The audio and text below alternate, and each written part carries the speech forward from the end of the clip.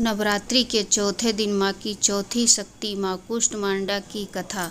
नवरात्रि में चौथे दिन देवी को कुष्मांडा के रूप में पूजा जाता है। अपनी मंद हल्की हंसी के द्वारा अंड यानी ब्रह्मांड को उत्पन्न करने के कारण इस देवी को कुष्मांडा नाम से अभिहित किया गया है। जब सृष्टि नहीं थी, चारों तरफ अंधकार ही अंधकार था, तब इसी देवी ने अपने ईशत हास्य से ब्रह्मांड की रचना की थी। इसलिए इसे सृष्टि की आदि स्वरूपा या आदि शक्ति कहा गया है। इस देवी की 8 भुजाएं हैं, इसलिए अष्टभुजा कहलाई।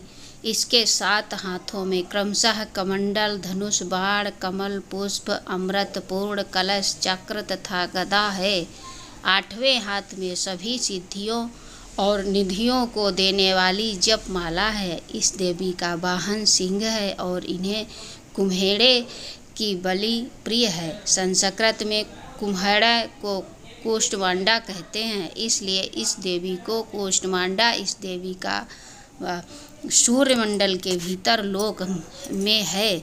सूर्य लोक में रहने की शक्ति क्षमता केवल इन्हीं में है, इसलिए इनके शरीर की क्रांति और प्रभा सूर्य की भांति ही दैदीप्यमान है।